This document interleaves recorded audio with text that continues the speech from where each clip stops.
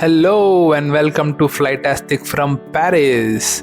Today I'll share with you 3 things that I learned by spending 3 hours at the Paris airport.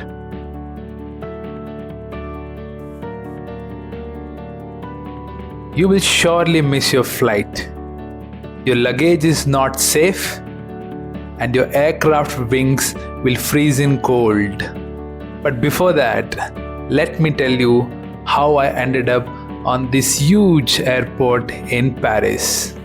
I must admit, Paris airport is one of the biggest airports in the world, and the things that you get to see on this airport is very rare. And I'll also show you one aircraft ground operation which will literally get your heads turning. But before that, let me tell you how I ended up in Paris. So I started my journey in south of France from a place called Pau, which is at the base camp of the mountains Pyrenees.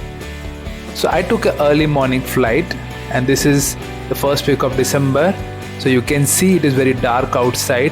At the same time, I expect things to be chilly.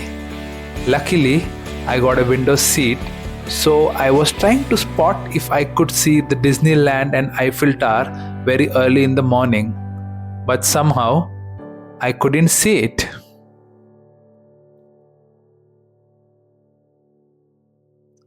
I was very happy that we landed without any turbulence in this small aircraft.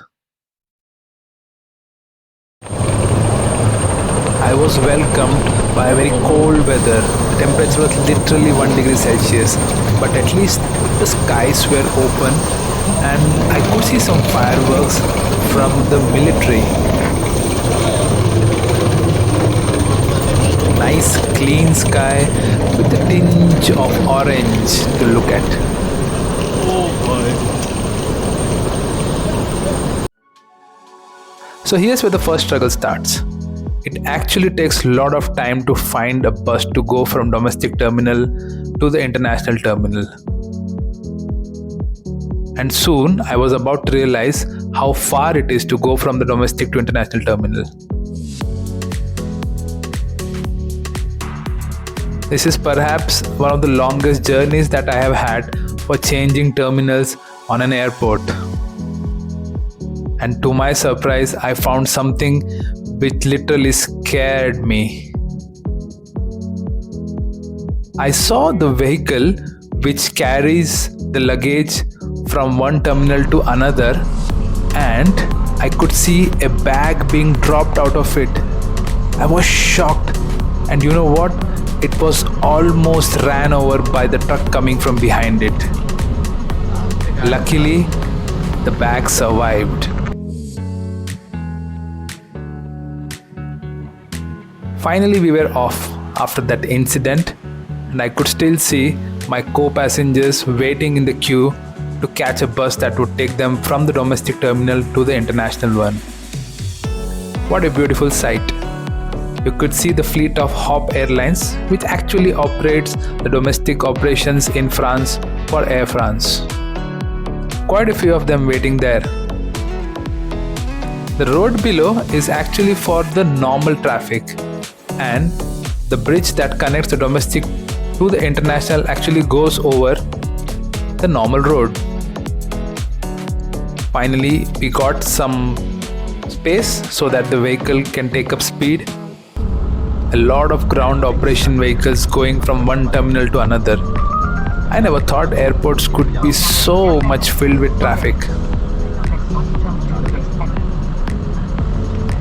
This block looks much better than the domestic one. Okay. The bus guy looks confused where he needs to drop us. But finally we were able to find the right gate through which we need to enter. So here we are on a long escalator to find the gate from which we'll have our international flight back. I'm looking for gate M48. But here starts the next big challenge. We are entering the duty-free area, and this one is completely decorated because of the Christmas Eve. Ideally, I should have been walking straight and going to find my gate, but this is where My patience gets tested and I succumb to some attraction. Oh my god, if I enter here, I'm surely going to end up spending up some money. Yes, chocolates, some expensive chocolates, little cheap chocolates, some cheap wine, some more cheap chocolates, expensive alcohol, very expensive alcohol. Oh, there is cheese as well. But I know I cannot carry cheese on international flights. But I was actually surprised to see the different varieties of cheese that exist in France. Okay, there are some festive chocolates. My daughter is surely going to ask me when I'm back home whether I bought some chocolates. Lot of chocolates in the Eiffel Tower shape. Which one to pick up? Which one to leave? Oh my god, I'm already drooling. There are a lot of people checking out stuff, but I've hardly seen anyone buy something. Okay.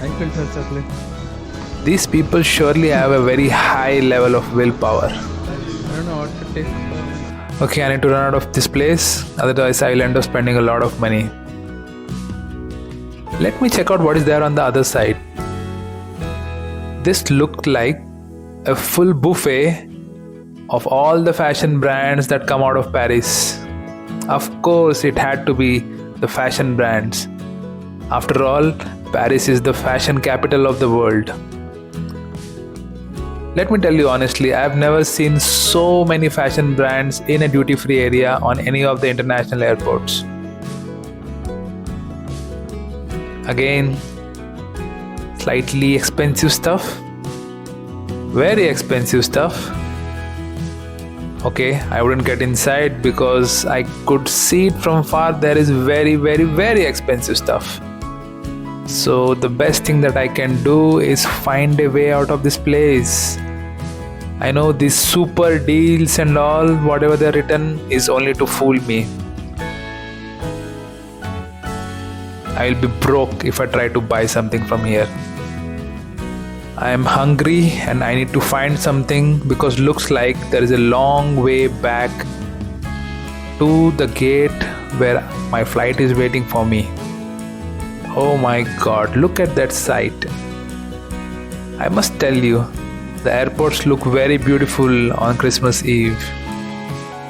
A lot of people trying to go somewhere in their vacations, hence this airport is as busy as any railway station. A lot of Indians, I must tell you, on Paris airport. Okay, let me try to go to a place which I know better. Relay. I need to find something vegetarian. I need to find something that is not very hot or very cold. I'm not going to pick up the yogurt again. I've done that a lot in the last week.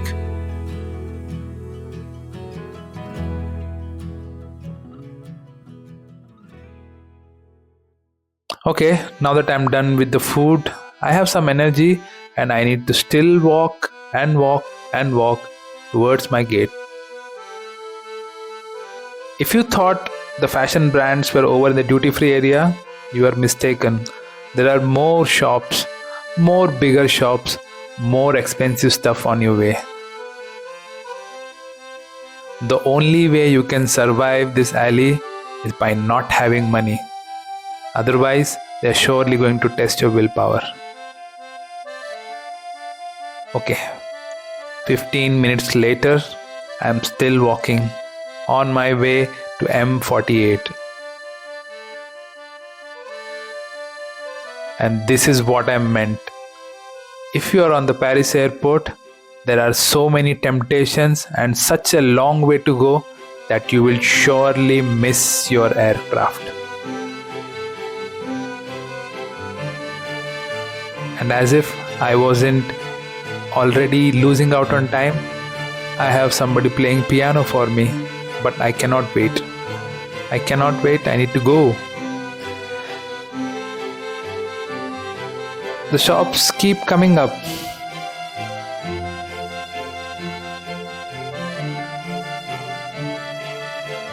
I'm just in time and there are just 3 more gates to go before I reach where I need to go.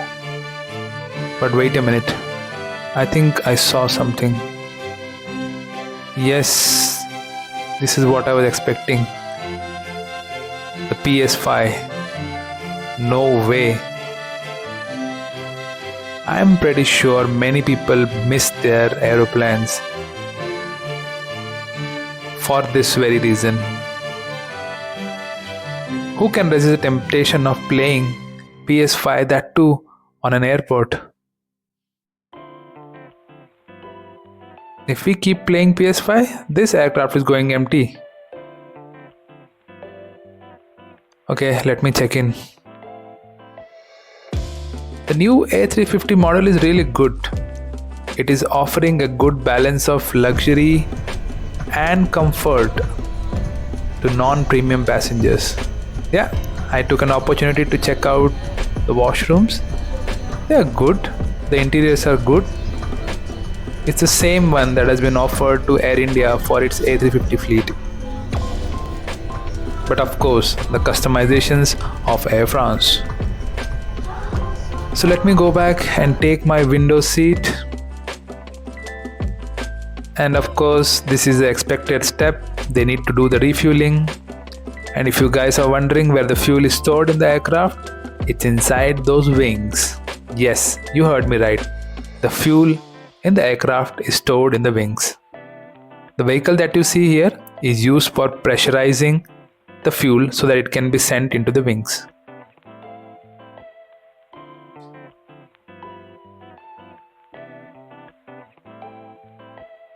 So here's another thing.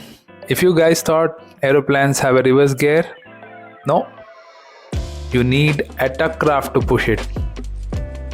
Tuckraft is a vehicle that helps the aircraft to take position so that it can move forward.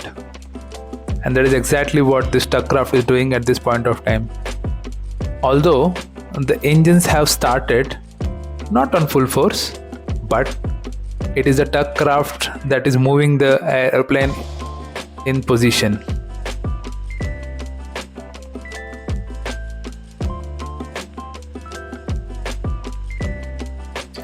While I thought it's time for us to take off, I have a new surprise. We're actually waiting in a dedicated area where all the aircrafts are passing before going onto the final runway, and it's all wet on both sides. I am a bit curious now on what is happening. I can see 2 vehicles that are coming around the aeroplane. Right, the pilot has announced they are going to do something called as de-icing.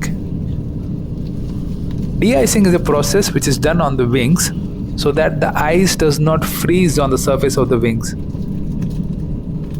And the components that are responsible for giving the right amount of lift do not get stuck because of ice on its surface. Okay, this is really interesting. I am going to see it for the first time, and I am pretty sure many of you are seeing this for the first time.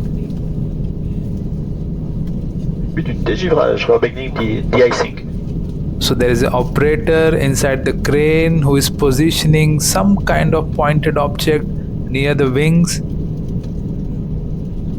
I am expecting he's going to start the operation now. But what is it going to be?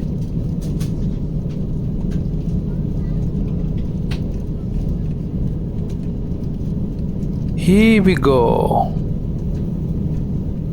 It's some red colored liquid that is being sprayed onto the wings. I'm pretty sure the same is happening on the other side as well. Oh yes, I can see it in the television view that is available on the Airbus A350. You can see on both sides they are spraying with the liquid which is useful for de-icing. Okay, now we are ready for takeoff, and I'll meet you in the next episode on what really happened on this journey. Don't forget to like, share and subscribe this channel. I'll bring more useful content that you've been seeing in the past. Thank you very much for your support.